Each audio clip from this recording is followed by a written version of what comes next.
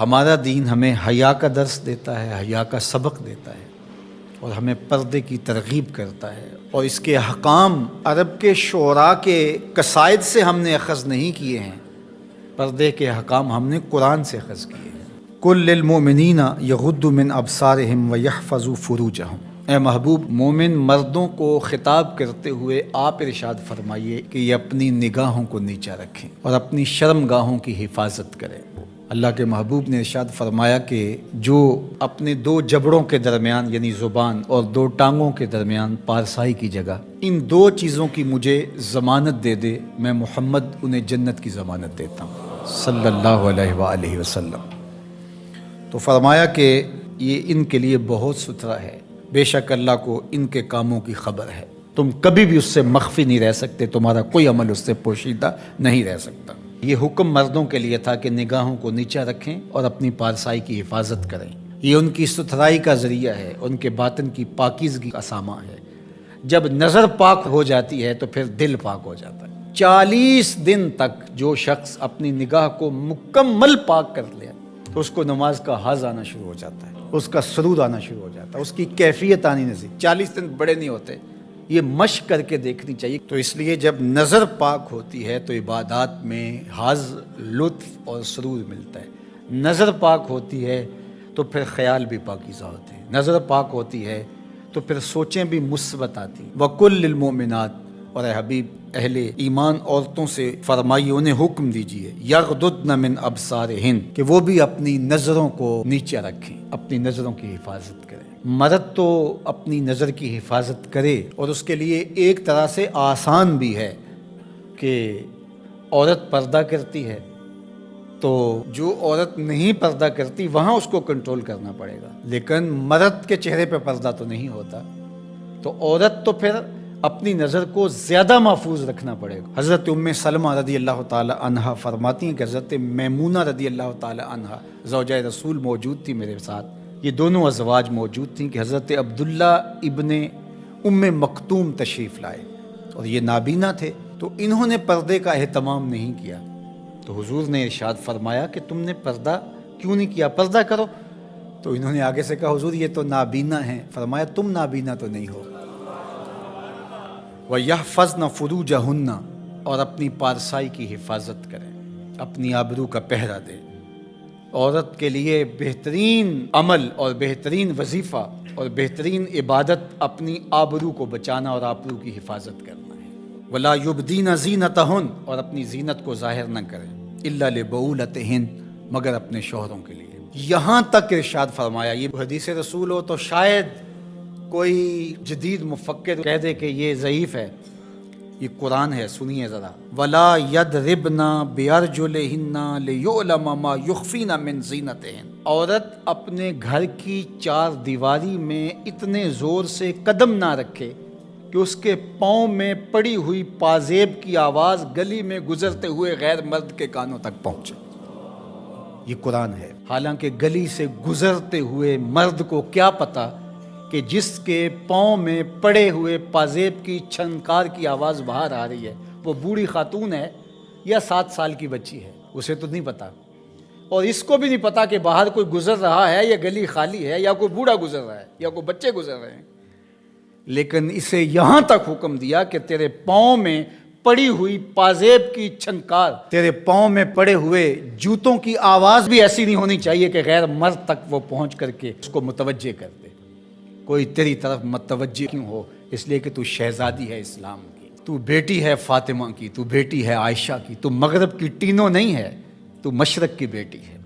یہ پردہ تیرے لیے بوجھ نہیں ہے، یہ پردہ تیری آبرو کا پہرا ہے، تیرے برقعے کی ایک ایک سلوٹ تیرے حیا کا تیور ہے۔ جب تو سمٹتی ہے تو معاشرہ پھیلتا ہے، اور جب تو گھر سنبھالتی ہے تو معاشرہ بحر و بر سنبھال لیتا ہے۔ اس لیے اس بیٹی کو حکم دیا گیا کہ وہ اپنی آبرو کا پہرا دے۔ حضرت سیدہ فاطمہ الزہرا رضی اللہ تعالی عنہا سے پوچھا گیا بہترین پردہ کون سا ہے، تو آپ نے فرمایا کہ بہترین پردہ یہ ہے کہ عورت کو غیر مرد نہ دیکھے اور غیر مرد کو عورت نہ دیکھے، یہ بہترین پردہ ہے۔ رنگ تو کالا تھا لیکن سونا دل تھا بلال حبشی کا۔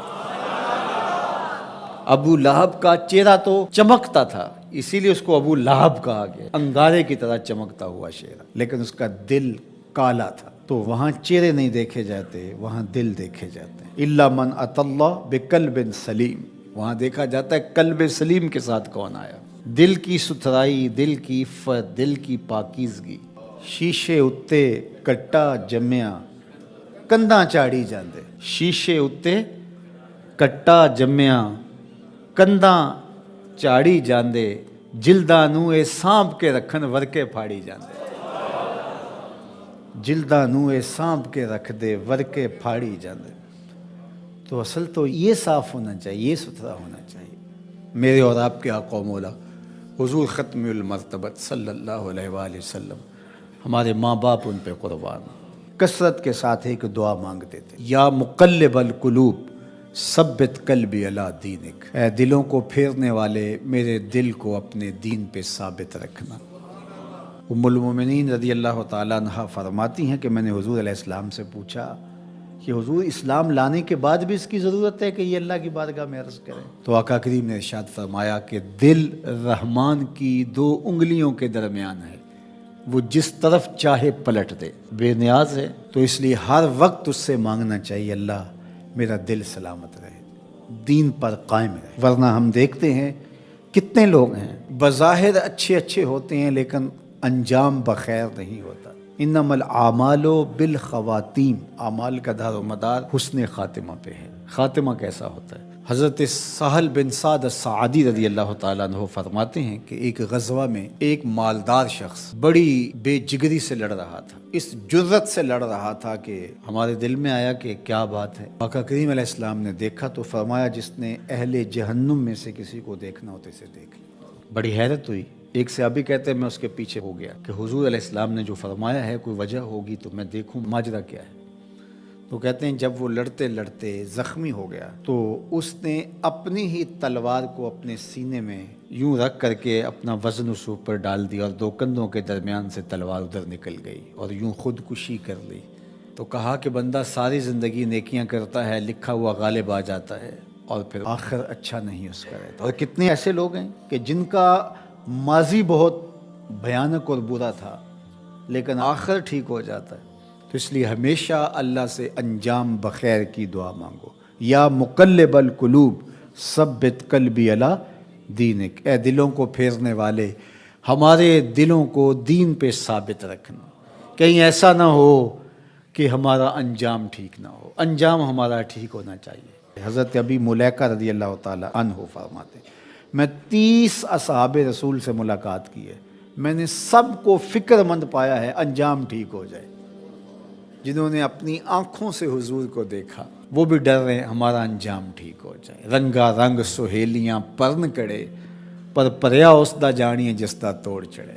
ہمیں ایک اور دعا ترغیب دی گئی قرآن مجید میں اہل ایمان کو، اور وہ کیا؟ ربنا لا تزغ قلوبنا بعد اذ ہدیتنا وہب لنا من لدنک رحمہ انک انت الوہاب۔ اے اللہ ہمارے دلوں کو سیدھا کر دینے کے بعد دوبارہ ٹیڑھا نہ کرنا۔ یہ دل سیدھے ہیں تو سیدھے ہی رہیں، یہ کبھی دوبارہ ٹیڑھے نہ ہوں۔ یہ نرم ہیں تو نرم ہی رہیں، کہیں پتھر نہ ہو جائیں۔ ایمان کے نور سے جگمگا رہے ہیں اللہ، یہ جگمگاتے ہی رہیں، کہیں دوبارہ ان میں ظلمتیں نہ آ جائیں۔ لا تزغ قلوبنا بعد اذ ہدیتنا، ہمارے دلوں کو سیدھا کر دینے کے بعد دوبارہ ٹیڑھا نہ کر دینا۔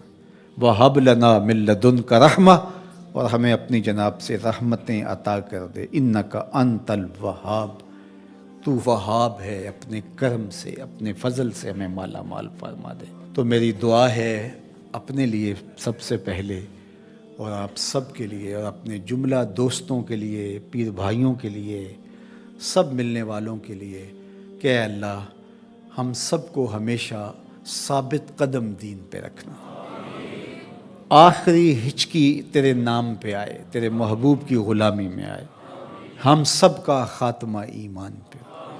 ایک ایک کر کے دوست ہم سے جدا ہو رہے ہیں، ہم بھی اس دنیا پہ مستقل رہنے والے نہیں ہیں، کوچ کر جانے والے ہیں۔